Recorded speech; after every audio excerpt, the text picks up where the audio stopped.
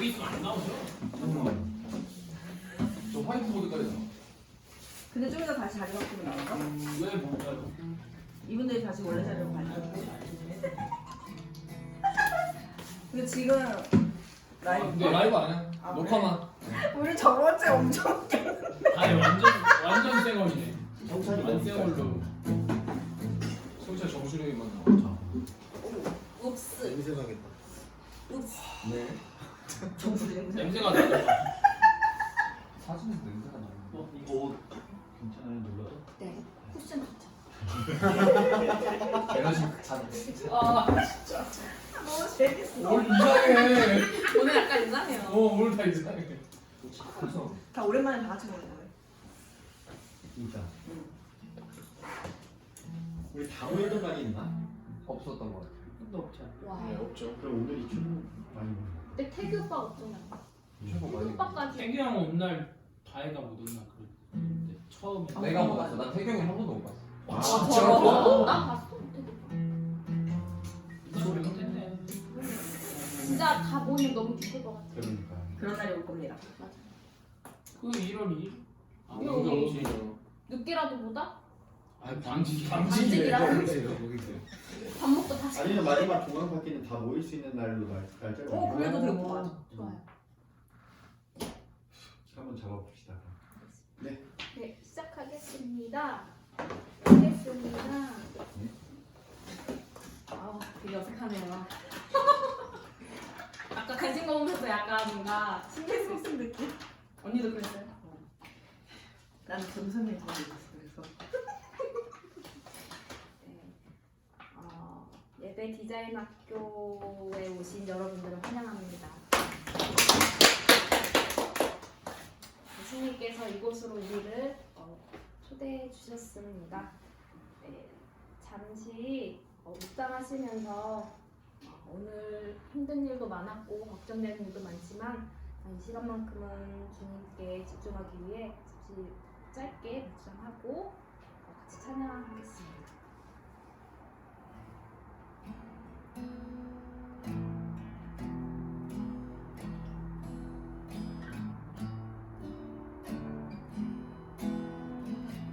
예배 시작을 주기도문으로 같이 시작하도록 하겠습니다. 하늘에 계신 우리 아버지여 이름이 거룩히 여김을 받으시오며 나라의 마음이시며 뜻이 하늘에서 이루어지듯이 땅에서도 이루어지리이다. 오늘날 우리에게 많은 양식을 주옵시고 우리가 우리에게 죄 지은 자를 사하여 주옵시고 우리의 죄를 사하여 주옵시고 우리의 시험에 들게 하지 마옵시고 다만 안에서 구하옵소서. 대개 나라와 권세와 영광이 아버지께 영원히 있사옵나이다. 저희가 이번 주에 이제 어떻게 예배를 드릴까 했는데 태규 오빠가 이제 아이디어를 줬어요. 그래서 각 한 명씩 부르고 싶은 찬양을 부르고 그 부른 찬양에 대한 간증을 준비를 했거든요. 근데 이제 태규 오빠가 안 왔기 때문에 제가 첫 곡으로 태규 오빠가 선곡한 곡을 부를 건데 그 전에 간증문을 짧게 읽고 찬양을 읽도록 할게요. 간증문 읽을게요. 저는 하나님을 만나고 세상 밖으로 나가는 게 두려워 우물한 개구리처럼 신앙생활을 했었습니다. 집, 학교, 교회만을 맴돌며 세상 밖으로 나가는 것을 늘 두려워했었죠. 하지만 하나님은 결코 교회 안에만 머물러 있지 않도록 저를 인도하셨고 직장과 사회 공동체를 통해 신앙의 면역력을 차츰차츰 길러 나아갈 수 있었습니다. 이러한 삶을 살아가며 저에게 큰 힘이 되어준 찬양입니다. 아무도 주를 예배하지 않는 곳, 아무도 주를 찬양하지 않는 곳, 아무도 주를 증거하지 않는 곳, 그곳에서 주를 예배하고 찬양하고 증거하는 것이 예수 그리스도의 십자가를 짊어지고 가는 삶이라는 사실을 깨달았을 때 이 찬양을 부름이 단지 노래를 읊조리는 것으로 끝나는 것이 아니라 제 신앙의 고백이 될 수 있었습니다. 이 찬양을 부르는 지금 이 순간 이 찬양이 우리 모두의 인생의 고백이 되길 소망합니다. 이렇게 질문 해주셨고 그래서 첫 곡으로 예배자 찬양하시겠습니다.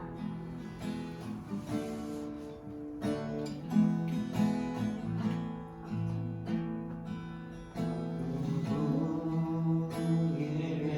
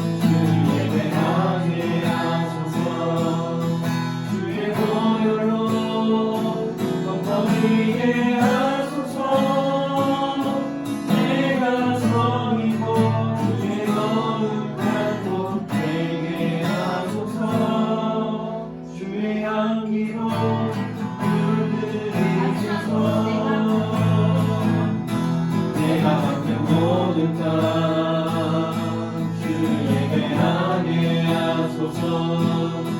주의 보혈로 덮어지게 하소서. 내가 섬이고 주의 거룩한 곳 되게 하소서. 주의 향기로 물들이소서.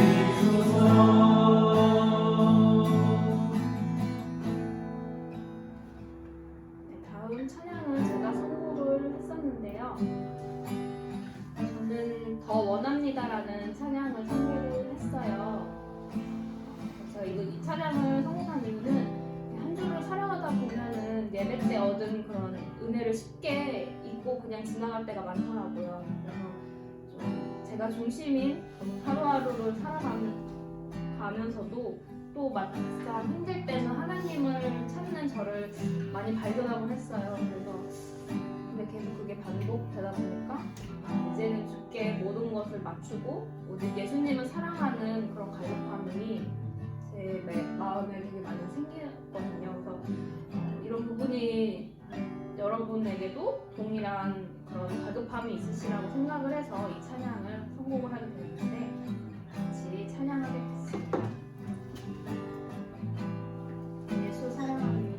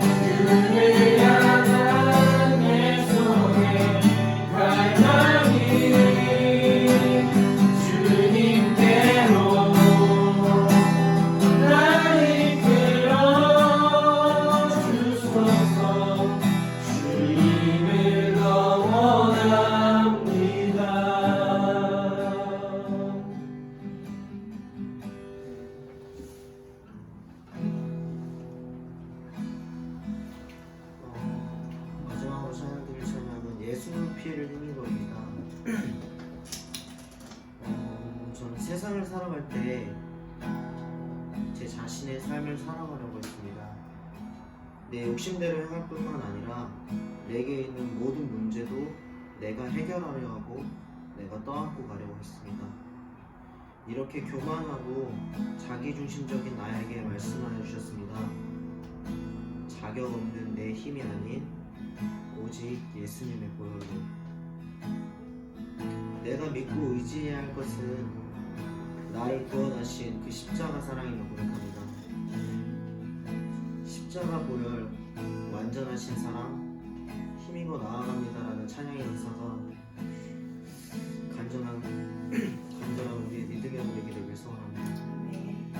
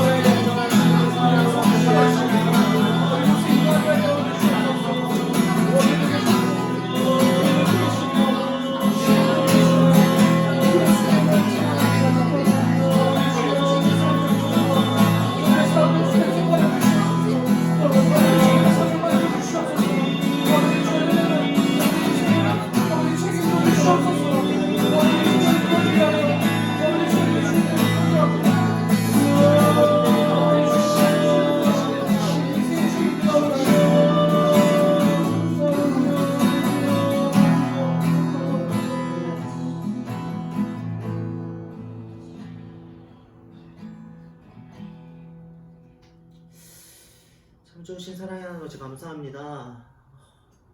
아버지 이 시간 가운데 이렇게 우리를 그 주님 안에서 모이게 하시고 그 주님을 예배하게 하시고 아버지를 찬양하게 하시니 감사드립니다. 이 시간 우리가 그 주님을 간절히 원합니다. 그 주님의 보좌 앞으로 나아가길 소원합니다. 자격 없는 우리의 힘이 아니라 오직 그 주님의 보혈만을 붙잡고 나아갑니다. 그 피를 힘입어 우리가 나아갑니다. 그러니까 그 사실을 고백하고 이 시간 그 주님께 찬양 드리고 예배 드리고 기도할 때 그 주님께서 이 자리에 함께 하시고 우리의 삶 속에 영원토록 함께 하실 것을 아버지 믿으며 나아갑니다. 우리의 교제 가운데 함께 하시고 아버지 우리 삶 가운데도 그 모든 것들을 인도하여 주시옵소서. 함께 하실 줄을 믿습니다. 감사드리며 이 모든 것 예수 그리스도의 이름으로 기도드렸습니다. 아멘.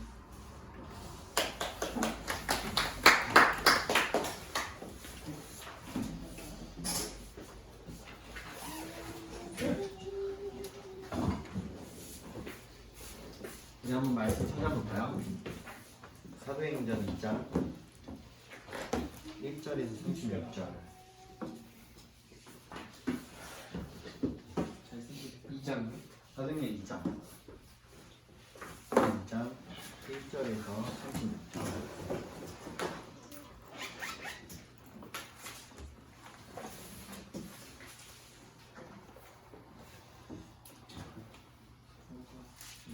일절. 2장 1절에서 36절.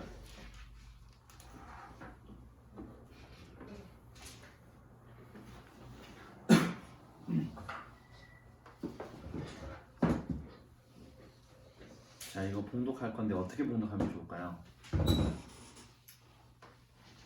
나이스는 나이 순으로요?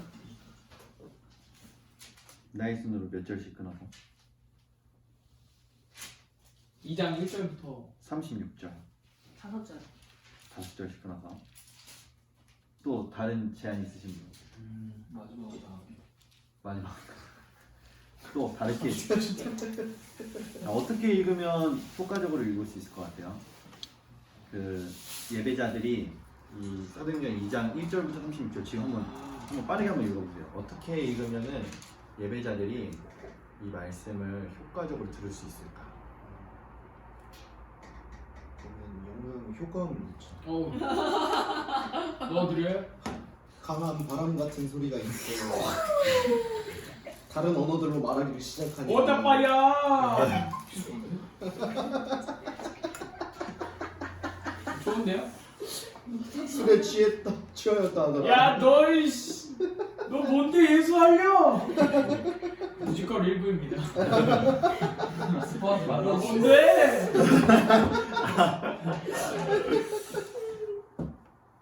여기 세 명의 역할이 있어요. 어떻게 있죠? 그리고 선지자 요엘을 통하여 말씀하신 것, 그 다음에 다윗이 그를 가르쳐 이르신 것. 네? 그냥 그것만 역할을 정해서 어. 한 명이. 저는 거기에 효과음 얻는 거 좋을 것 같아요. 진짜로. 아니면은 제가 불의 혀가 갈라지는 건 어떻게 되려고? 아니 제가 그 뭐냐 영상 만들 때 소스로 해놓은 효과음 한 120가지 있거든요. 네가 만든 거? 아니 막 영상 만들 때 묻는 효과음들 와우 막 이런 것도 있고 바람 소리도 있고 다 이상한 거. 그런 거 넣으면 좋을 것 같죠? 이 세 명이서 읽을 때 제가 뒤에서 컴퓨터로 이걸 플레이 할까요? 뭐 바람 소리 날 때 막 이런 거 틀고 그런 거 하면은 괜찮을 것 같죠? 한번 드라마 바이블 실제 그렇게 나오거든요. 아 맞네. 한번 틀어볼까요? 드라마 바이블로 한번 드바 대박. 사도행전 2장 한번 제가 틀어보겠습니다. 코리아. 그들이 다 같이 한 곳에 모였더니 우연히 하늘로부터 급하고 강한 바람 같은 소리가 있어 그들이 앉은 온 집에 가득하고 마치 불의 혀처럼 갈라지는 것들이 그들에게 보여 각 사람 위에 하나씩 임하였더니 그들이 다 성령의 충만함을 받고 성령이 말하는 하심을 따라 다른 언어들로 말하기를 시작한다. 그때 경건한 유대인들이 천하 각국으로부터 와서 예루살렘에 머물러 있더니 이 소리가 나니 큰 무리가 모여 각각 자기의 방언으로 제자들이 말하는 것을 듣고 소동하여 다 놀라 신기하게 여겨있다. 뭐라? 이 말하는 사람들이 다 갈릴리 사람이 아니냐? 우리가 우리 각 사람이 난 곳 방언으로 듣게 된 것이 어찌 됨이냐?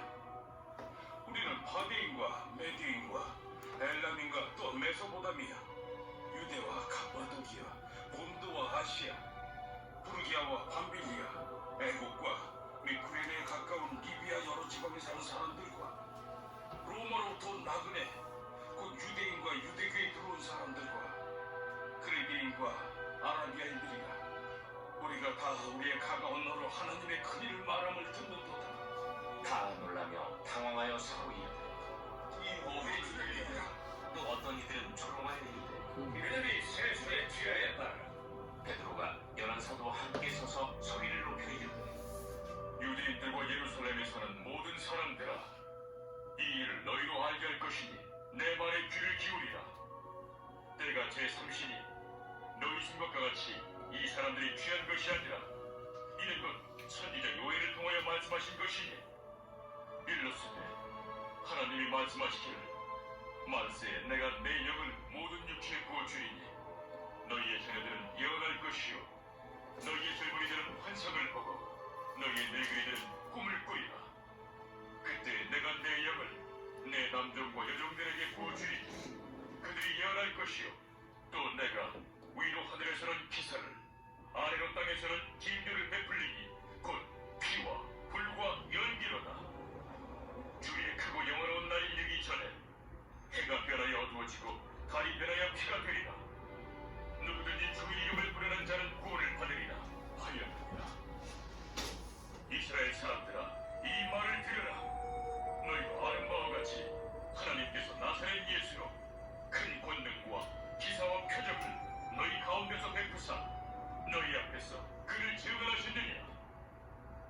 그가 하나님께서 정하신 뜻과 미리 아신 대로 내준 바 되었거늘 너희가 법 없는 자들의 손을 빌려 못 박아 죽였으나 하나님께서 그를 사망의 고통에서 풀어 살리셨으니 이는 그가 사망에 매어 있을 수 없었습니다. 다윗이 그를 가리켜 이르되 내가 항상 내 앞에 계신 주를 배웠으며 나도 요동하지 않게 하기 위하여 그가 내 우편에 계시도다. 그러므로 내 마음이 기뻐하였고 내 혀도 즐거워하였으며 육체도 희망에 거하리니 이는 내 영혼을 음부에 버리지 아니하시며 주의 거룩한 자로 썩음을 당하지 않게 하실 것이니로다. 주께서 생명의 길을 내게 보이셨으니 주 앞에서 내게 기쁨이 충만하게 하시리로다 하였으므로 형제들아, 내가 조상 다윗에 대하여 담대히 말할 수 있노니 다윗이 죽어 장사되어 그 묘가 오늘까지 우리 중에 있도다. 그는 선지자라 하나님이 이미 맹세하사 그 자손 중에서 한 사람을 그 위에 앉게 하리라 하심을 알고 미리 본 거로 그리스도의 부활을 말하되 그가 음부의 벌임이 되지 않고 그의 육신이 썩음을 당하지 아니하시리라 하더니 이 예수를 하나님이 살리신지라. 우리가 다 이 일의 증인이로다. 하나님이 오른손으로 예수를 높이시매 그가 약속하신 성령은 아버지께 받아서 너희가 보고 듣는 이것을 보여주셨느니라.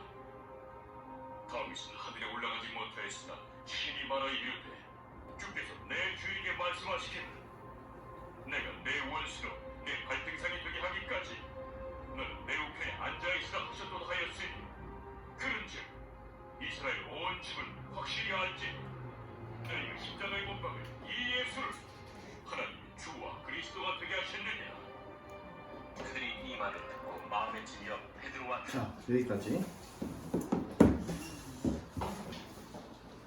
만약에 여러분이 이 베드로의 설교 현장에 있었다. 그러면 여러분들이 이 설교를 듣고 어떤 마음이 들었을 것 같아요?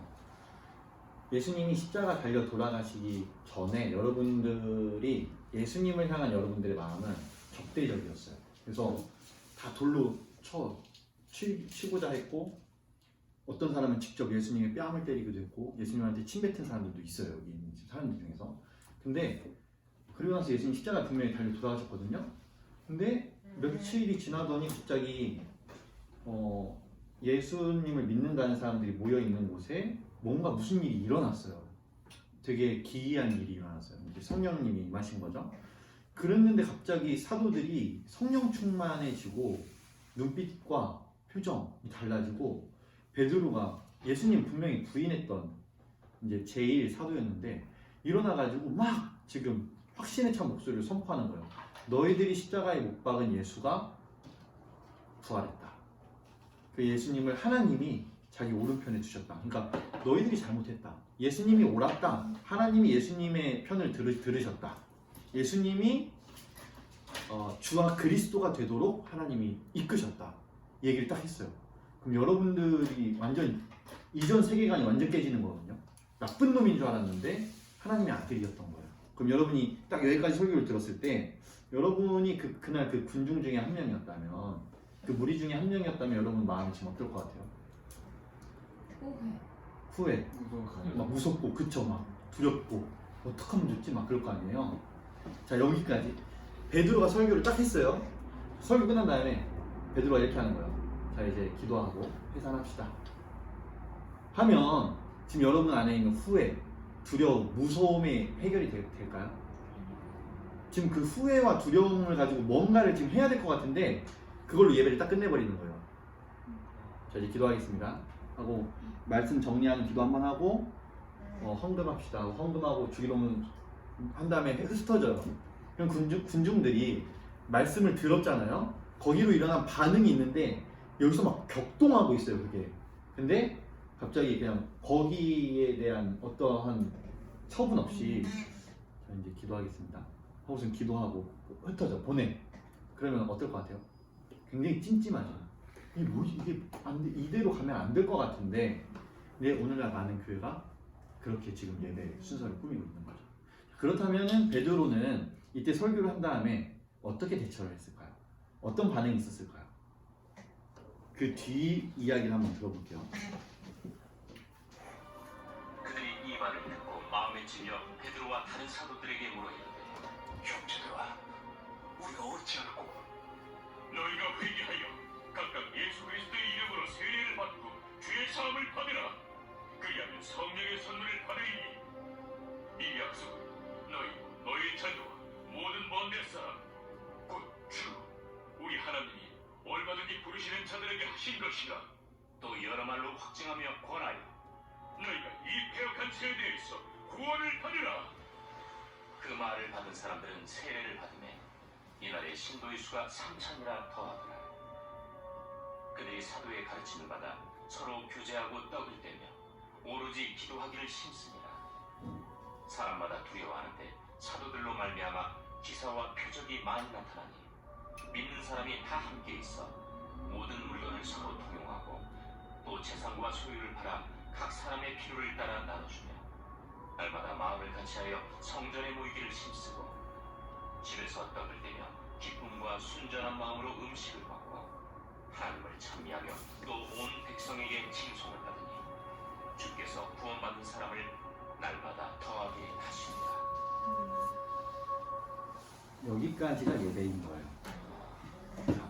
설교 끝나면 말씀, 그러니까 제가 그 청년부 예배 드린 다음에 목장 모임 해보면 오늘 예배 어땠어요? 이렇게 물어보면 말씀에 초점이 맞춰져 있는 대답들을 많이 해요. 그러니까 예배에 대해서 물어봤는데 말씀에 대한 반응. 그래서 이게 무슨 말이냐면 개신교는 예배에서 말씀의 비중이 굉장히 크다는 걸 의미하는 거죠. 은연중에 우리도 다 말씀이 제일 중요해. 말씀 시간이 제일 중요해. 그러니까 예배 앞에 찬양 시간은 듣더라도 말씀 시간에는 안 늦으려고 막 애쓰고 그런 게 있다는 거죠. 그리고 말씀 끝나면은 막 이렇게 나가시는 분들도 있고, 말씀 끝나서 이제 예배 끝난 것처럼 나가시는 분들도 있고. 그런데 오늘 우리가 사도행전 2장에서 읽은 것처럼 베드로 설교로 지금 예배가 끝나는 게 아니라 설교 이후에 군중들의 반응, 그리고 그 반응이 그 순간의 반응뿐만 아니라 삶의 현장까지 이어졌다는 거죠. 그래서 이거 전부 다를 예배 디자이너들은 이 전체적인 것을 볼 수 있는 안목을 길러야 되고 이 응답할 수 있도록 하는 것, 예배자들이 말씀에 응답할 수 있도록 하는 것을 좀 이렇게 도울 필요가 있다. 예배 디자이너들이 이 정도를 생각하면서 이제 좀 7강을 들어가 보도록 하겠습니다. 군중들이 표현한 감정과 취한 행동들이 무엇이 있었어요? 베드로의 설교를 듣고 무릎. 네? 어떻게 해야 그쵸. 되냐고. 어떻게 되느냐는지 물었죠. 마음에 찔려하고 그렇죠. 그때 베드로가 뭐라고 해요? 어떻게 하라고요? 회개하라. 네. 예수님 그렇죠. 세례 받아라. 회개하라. 그리고 구원을 받아라. 그리고 세례를 받으라. 그리고 나중에 이제 각자 필요에 따라서 막 이렇게 나눠주고 막 통용하고 그런 일들 여러 가지 반응들이 있었습니다. 말씀에 대한 군중들의 반응들이 있었습니다. 자, 대안응답이 왜 필요한가? 우리는 지금 예배 디자인 학교에서 4중 예배 구조를 배웠어요. 첫 번째 예전은 무슨 예전이죠? 그렇죠. 모임 예전. 그래서 다 같이 각자의 삶의 자리에서 모여서 하나님을 바라보는 모임 예전이고요. 두 번째는요? 말씀. 그렇죠. 말씀 예전. 하나님이 말씀하시는 시간입니다. 그 다음은요? 그렇죠. 성찬 예전. 우리가 응답하는 거고요. 그 마지막은요? 파송 예전. 그래서 다시 모였던 곳에서 각자의 삶의 자리로 흩어지는 거. 그게 이제 예배의 4중 구조라는 것을 우리는 반복적으로 말했고 강조해 왔죠. 그런데 이 4중 구조 중에서 잘 안 되는 부분이 있었죠. 그게 몇 번째죠? 그쵸. 성찬 예전이 오늘날은 1년에 몇 차례, 한 2차례 정도 지켜지고 있다. 근데요, 초기 교회부터 적어도 16세기까지는, 그러니까 1600년 정도는 이 말씀과 성찬이 떨어진 적이 없습니다. 그러니까 말씀 들었으면 이제 성찬을 반드시 해요. 모일 때마다, 만날 때마다 말씀과 성찬은 언제나 있었어요. 예배의 4중 구조에서도 핵심을 얘기하라 그러면 말씀 예전과 성찬 예전이에요. 그런데 어떤 이유였는지 16세기 이후에 성찬 예전에 대한 반감이 생깁니다. 근데 그건 좀 연구가 필요한데요. 학자들은 보통 이렇게 얘기해요. 종교개혁이 일어나는 게 16세기거든요. 그때 당시에 미사, 그러니까 천주교에서 이제 종교개혁이 일어난 거잖아요. 미사가 좀 이렇게 약간 좀 미신처럼 여겨지던 그런 풍습들이 있었다는 거죠. 그렇게 미사가 남용되는 것에 대한 반발, 저항. 성찬 그러려고 행하는 거 아니야. 이런 거죠. 그러니까 성찬을 행하는데 좀 약간 미신적인 요소를 뒤섞어가지고 막 하니까 조금 공부한 사람들이 야, 그거 아닌데, 그거 잘못됐는데, 우리 말씀으로 돌아가야 돼, 우리 제대로 믿어야 돼 하면서 말씀에 대한 강조가 일어나고 상대적으로 성찬에 대한 축소가 일어났던 거죠. 반발로. 그러니까 성찬을 안 지키기 시작한 거예요. 근데 이게 종교개혁가들이 의도한 게 아니었어요. 평신도들 사이에서 그런 움직임이 있었던 거예요. 그래서 종교개혁자들은 마틴 루터든지 존 칼빈이든지 나중에 더 후세대로 가서 존 웨슬리든지 모두가 다 말씀과 성찬은 절대 뗄 수 없다라고 강조를 했어요. 그리고 모일 때마다 성찬할 것을 권했어요. 그렇지만 쉽게 되지 않았어요. 그러니까 한번 이게 인식이 딱 바뀌니까 성찬에 대한 중요성을 한번 싹 놓치고 잃어버리니까 그걸 회복하는 일이 쉽지 않았던 거죠. 그래서 오늘날까지도 그 16세기 이후로 21세기 오늘날까지 지금 성찬에 대한 성찬이 매주 지켜지지 않고 있다. 그렇다면 우리는 예배를 인도하는 사람들 그리고 예배를 디자인하는 우리들은 어떻게 해야 되는가? 성찬을 매주 기획해야 되는가? 아니면 성찬을 빼고 3중 예배 구조, 그러니까 모임, 말씀, 파송 이 3개의 구조로 가야 되는가? 어떻게 해야 되나요, 우리? 성찬을 매주 해야 되나요? 아니면 성찬을 매주 하는 건 현실적으로 좀 어려우니까 그냥 3중 구조. 근데 지금 실제로 많은 교회가 3중 구조로 가죠. 모임 예전하고 말씀 예전 한 다음에 바로 파송 예전으로 거의 이어집니다. 응답하는 성찬 예전이 거의 없거나 아예 없어요. 어떻게 해야 되나요? 여러분들 생각은 어떠세요? 저는 반드시 해야 된다고 생각이 돼요. 아 왜요? 제가 갈급함이 음, 느꼈기 때문에. 음, 그러니까 청년부에서는 예배가 끝나면 어쨌든 마디별로 이렇게 모임을 갖잖아요. 그게 하나의 성찬 예식이 될 수 있을 거라는 생각이 들어요. 근데 이제 올라가면 좀 3중 구조 하는 것 같아요. 그러면 이제 성찬이 없어지게 되니까 이게 저도 이게 그냥 아까 그 군중들 같이 두려움과 그거에서 딱 멈춘 채로 이렇게 뭔가 그거의 회복이라던가 아니면 그거에 대한 이제 반성, 회개 이런 게 없이 그냥 이렇게 가버려요. 약간 미완성. 네. 미완성. 이게 좀 쌓이다 보니 어느 날 폭발이 이게 그러니까 안 좋은 방향으로 폭발이 되는 것 같아요. 이게 또 다른 스트레스 요소가 될 수 있는. 그래서 저는 성찬은 꼭 있어야 되지 않나 싶어요. 그렇죠. 그러니까 예배는 우리가 하나님과의 대화라고 했고 대화에서의 핵심은 주고받는 거잖아요. 그러니까 말씀 예전에서 하나님 말씀하셨단 말이에요. 그럼 이제 우리도 하나님께 말씀 드리는 시간이 필요한 거예요. 그때 비로소 우리는 대화라고 말할 수 있죠.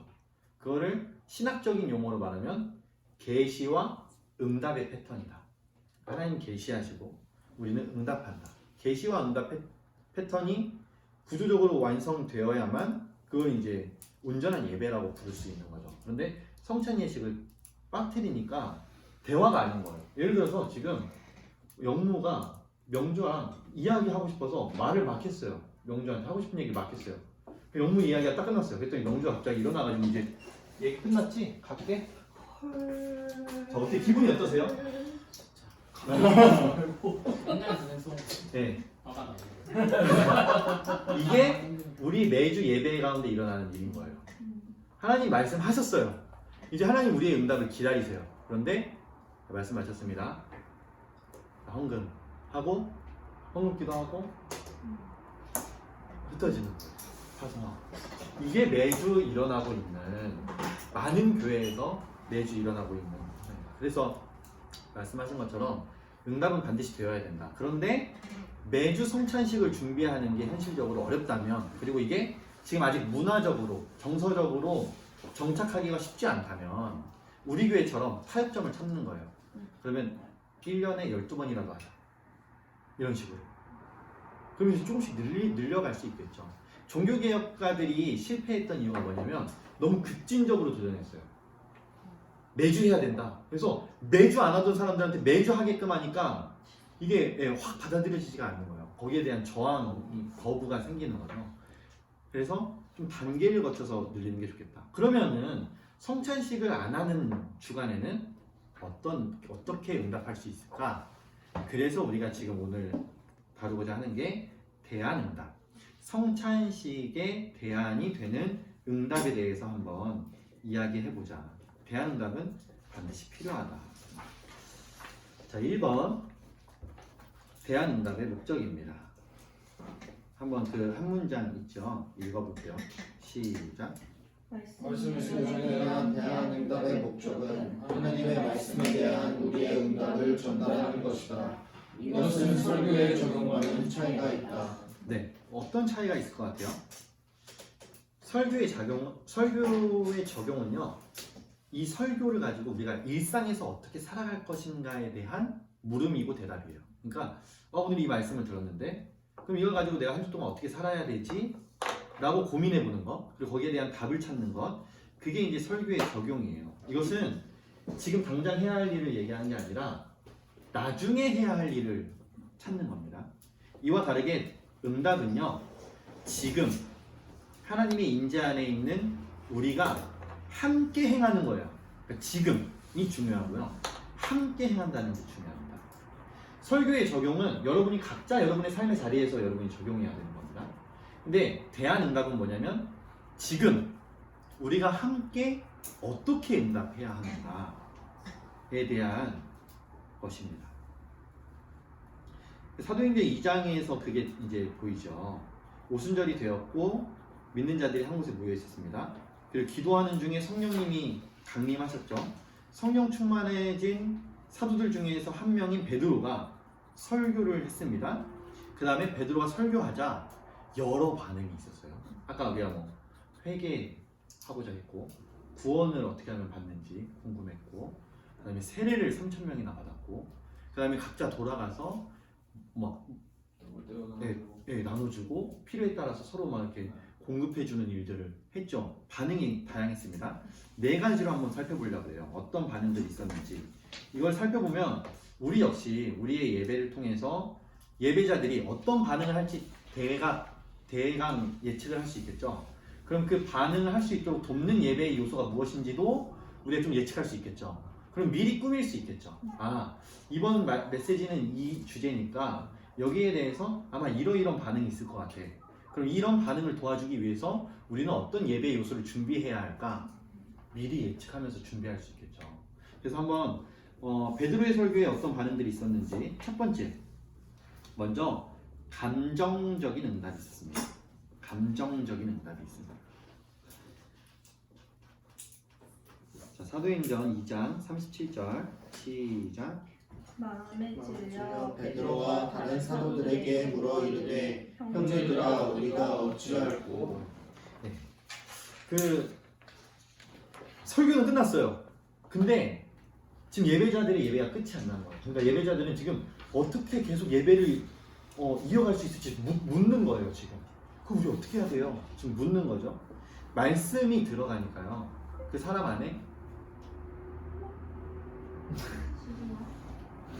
하이 믹스인데 이거 말씀이 들어간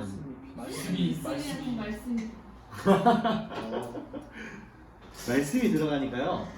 그 듣는 사람들에게 직접적으로 일어나는 반응이 뭔가 했더니 아까 딱 얘기했죠. 제가 무슨 반응이 일어날 것 같아요 하니까 후회될 것 같다, 두려울 것 같다. 다 무슨 반응입니까? 감정적인 반응이 즉각적으로 오는 거예요.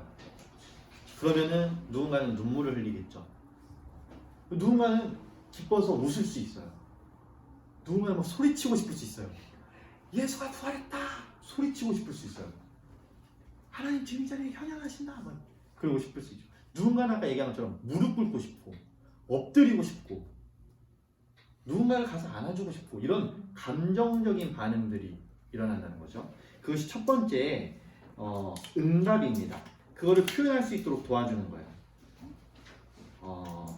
손뼉 치고 싶은 사람은 손뼉을 치고, 신음하고 싶은 사람은 또 신음을 하고, 엎드리고 싶은 사람, 무릎 꿇고 싶은 사람, 춤추고 싶은 사람, 그 사람들이 자유롭게 각자의 감정을 표현할 수 있도록 도와주는 게 필요하겠죠. 그거 한다고 이상하게 여기 막 뒤로 데려가서 야 가만히 좀 있어 왜 그래 이렇게 한다거나 그러면 절대 안 되겠죠. 자, 두 번째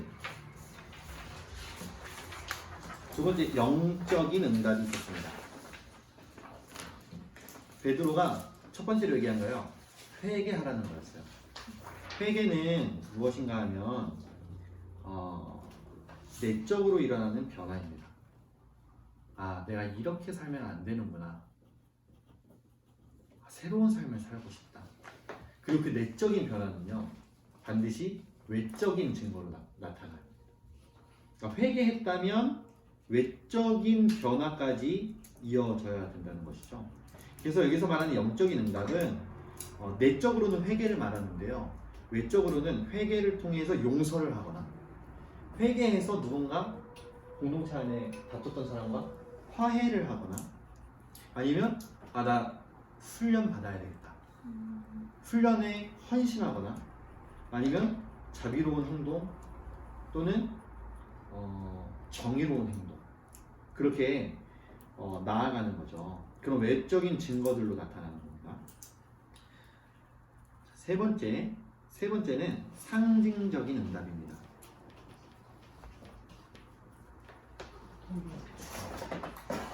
세 번째는 상징적인 응답이에요.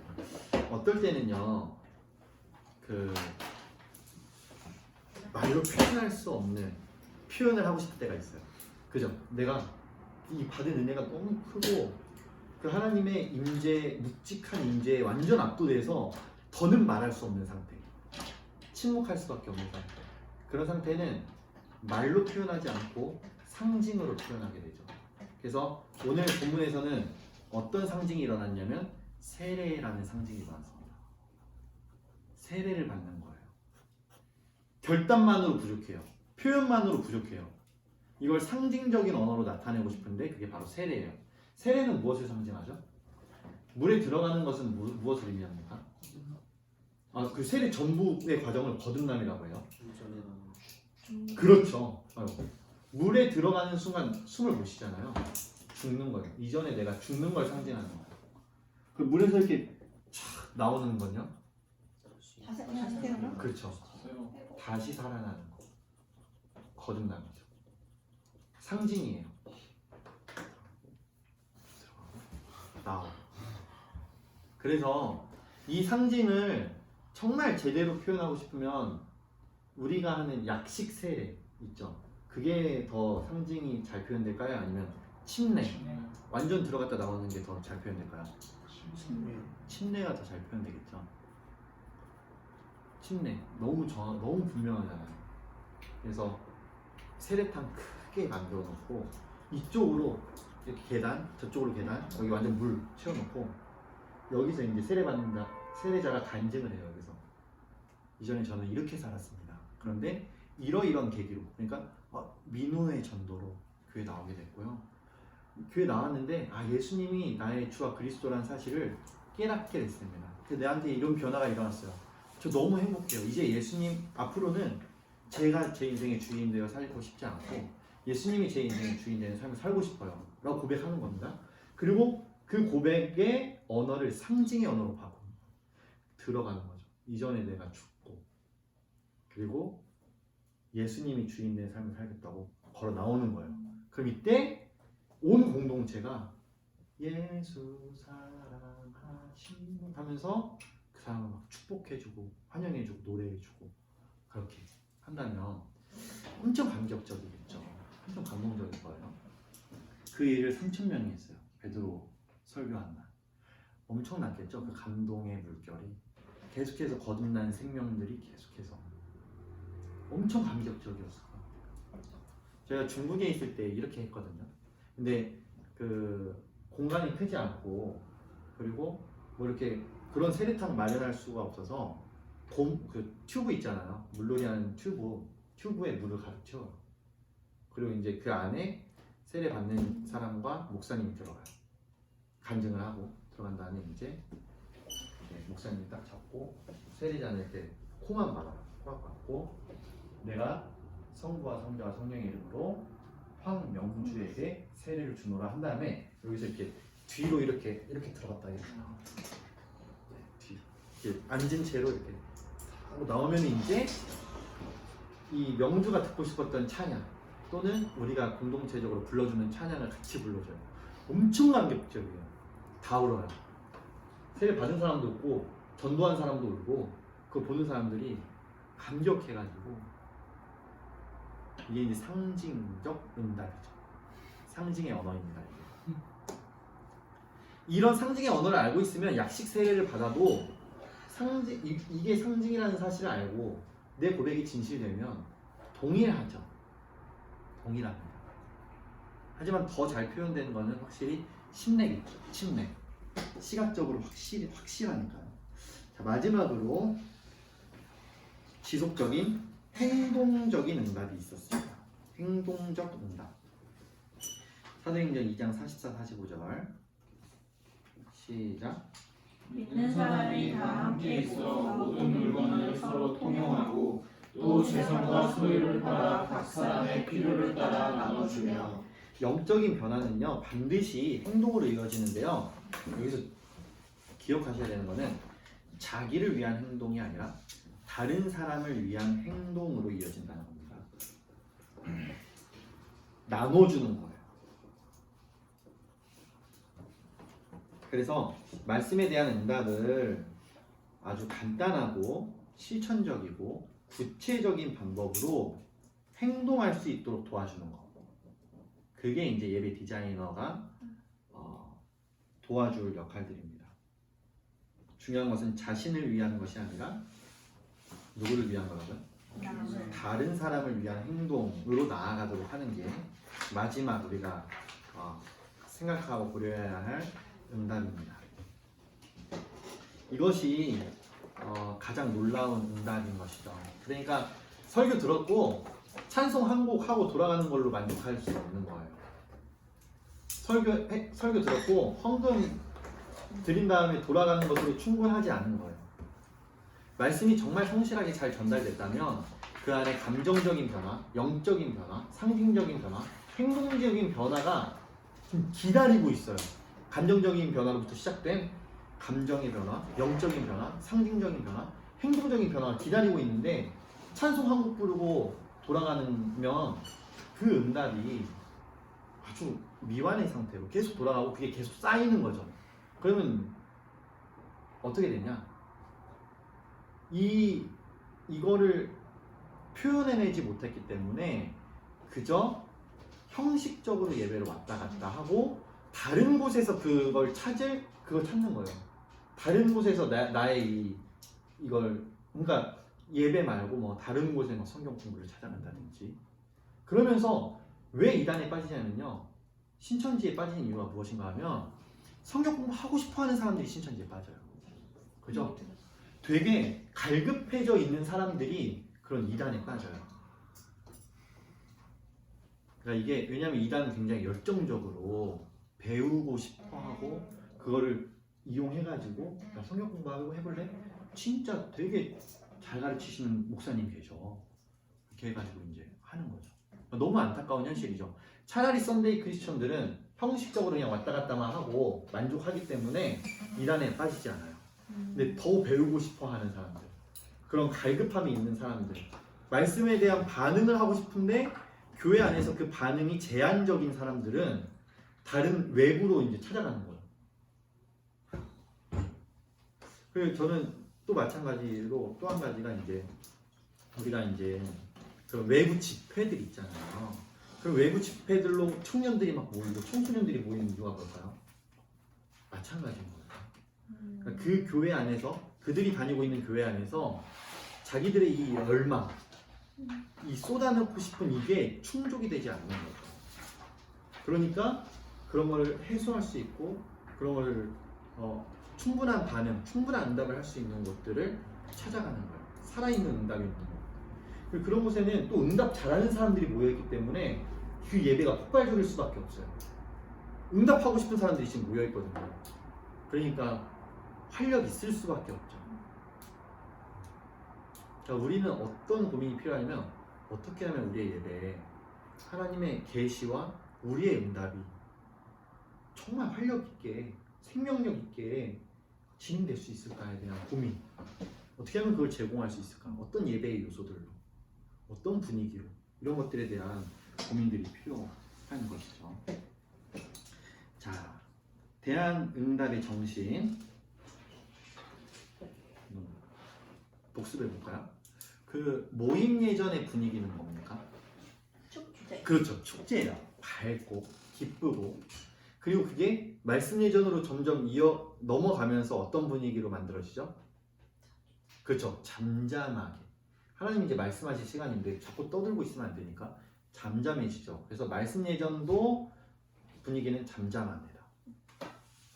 경청하는 분위기입니다. 그게 이제 응답 예전으로 왔어요. 응답 예전은 분위기가 어떨까요?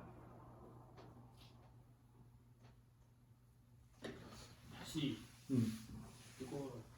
다시 뜨거워요. 적극적이에요. 또요. 활기가 쳐야 되는. 활기차야 돼요. 솔직해야 돼요. 또요. 간절해야 돼요. 또 있어요? 지금 여러분이 얘기한 것만큼 다양합니다. 왜냐면 자, 회개하라는 메시지 앞에서 기뻐할 수 있어요? 없죠? 분위기 잘못 잡은 거죠. 회개하라고 해놓고서는 이날은 주같이 하고 있으면 이제 안 되겠죠. 그러니까 회개하라고 하면 엄숙한 분위기가 되겠죠. 기뻐하라는 메시지였다면 활력 있고 기쁘고 하겠죠. 헌신을 요구한다면 진지하고 엄숙하겠죠. 그러니까 말씀 예전의 메시지에 따라 응답 예전의 분위기는 무궁무진하게 달라질 수 있습니다. 그래서 대안응답의 정신은요, 메시지가 다양한 것만큼 다양하다. 축제적일 수도 있고 엄숙할 수도 있고 뉘우치면서 회개할 수도 있고 찬양을 부르면서 축제의 분위기로 갈 수도 있고 진지하게 솔직하게 헌신을 다짐할 수도 있고 메시지의 목적, 메시지의 내용에 따라서 대안응답의 정신은 무궁무진하게 다양하다. 자, 3번 대안응답의 움직임. 자, 말씀 예전의 움직임은 어디로 향하죠? 모임 예전. 그렇죠. 밖에서 안으로. 그렇죠. 그리고 말씀 예전은요? 그렇죠. 여기 있었는데. 네. 하나님이 사람에게. 자, 그럼 대안응답은 응답 예전은요? 그렇죠. 맞죠. 성찬 예전처럼 마찬가지로 사람들이 하나님께로 나아가는 움직임. 그리고 마지막에 파송 예전은 흩어지는구나. 안에서 밖으로. 좋습니다. 그래서 대안응답의 움직임은 예배자로부터 하나님께 나아가는 움직임이다. 여기서 해야 하는 것은요, 응답은 공동체적인 응답이라는 거예요. 우리는 예배 때 우리 개인에게 말씀하시는 하나님에 집중하거든요. 그런데 사실 하나님은요, 개인뿐만 아니라 패밀리 청년부 공동체에게도 지금 말씀하시고 있는 거거든요. 그래서 얼마 전에 우리 에베소서 4장의 말씀 묵상하면서 한 몸 부르심의 한 소망 이런 묵상했었잖아요. 네, 맞아요. 그래서 한 소망, 그러니까 우리를 한 몸으로 부르셨고 그렇기 때문에 우리 공동체에게 주시는 말씀이 있어요. 그렇기 때문에 응답할 때도 개인의 응답도 하지만 공동체적인 응답도 해야 되는 겁니다. 그래서 여기서 우리가 기억해야 되는 점은 공동체의 응답이 필요하다. 이것의 한 예로 신앙 고백을 들 수 있죠. 사도신경 우리가 하잖아요. 사도신경은 교회의 공통적인 고백입니다.